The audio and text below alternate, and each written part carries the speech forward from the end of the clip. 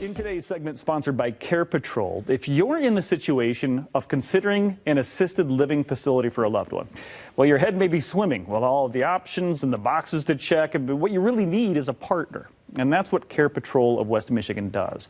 Partner with you on that journey. We've got a pretty good story for you to hear this morning as we welcome Melanie. Hello, Melanie Lockerbie from Great to CarePatrol. see you again. Nice to see you as well. And Chris, who has this story. Good morning, Chris. Good morning. How are you? I'm well. Thank you for asking. Thanks for being here. Before we dive into your story, Chris, and your journey really with CarePatrol, I alluded to a little bit, Melanie, what CarePatrol does in our area. Okay. We're a no-cost service. We help families find independent living, assisted living, memory care, and in-home care. We can also help with respite stays for short intermittent stays in the community.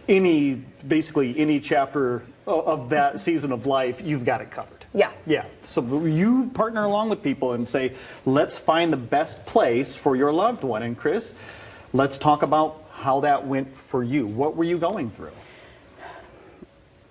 I was seriously at my wit's end. I had been taking care of my husband for about 2 years as the gradual dementia got worse and worse. Then it got to a point where I couldn't take care of him anymore. In fact, I was a little bit afraid of him. I couldn't handle everything that was going on. And I got a hold of the CarePatrol people, and strain off of my mind, constant strain of what do I do next? Where do I go? How am I going to do this? Can I do that? And give him care too, because it was to the point where I think I had no life left. I was just the caregiver, and the caregiver was sucked dry. It sounds like what you call, Melanie, caregiver burnout. And a lot of people don't think about that. They think, yeah, we're going to help you find someone, but they don't think about what the person doing the caregiving is going through. You hear this a lot. I hear this every day. I would say Chris was definitely there. He had a lot of agitation, a lot of anger, a lot of verbal abuse towards Chris. While we were on the phone, I would hear it, and I would just, it was just awful. It was awful to listen to, but this is a daily thing that we hear with dementia and Alzheimer's. Since you're well versed with this, then what would you say maybe someone is watching this, could be in a similar situation that Chris was in? What's the first step for them? We have many resources. Reaching out to us, for one. It's not just about the placement. We helped find a Pine Rest.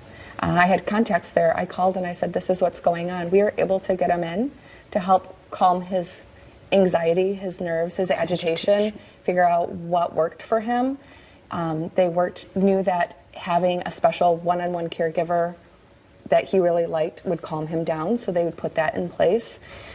They shared that. We also worked on looking at communities while he was there to see the communities that would work for Bob, and then gave her the options.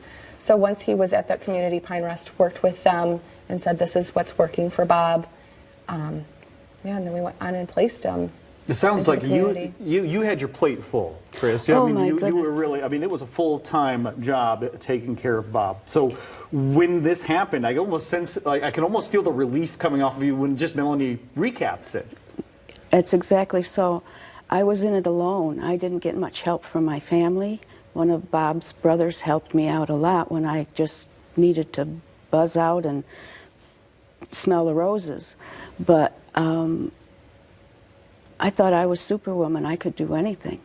And before I had always accomplished everything, this was a job too hard for any one person. I'm not even sure it would dry a family out in a hurry, too. Absolutely. It's amazing how much goes on. You don't know that you're stressed. You don't know that you're not sleeping, but you think you're not sleeping because you're not tired. But you're wound up so tight that it's the anxiety. I don't know what I would have done. It sounds to me, because the care from CarePatrol really extends beyond the person that we're trying to find a place for. The care actually goes for the caregivers as well. Sure. So I'm sure, and the situation today, much better. Right. Yeah, Bob has been placed. We're happy. We've found the right place.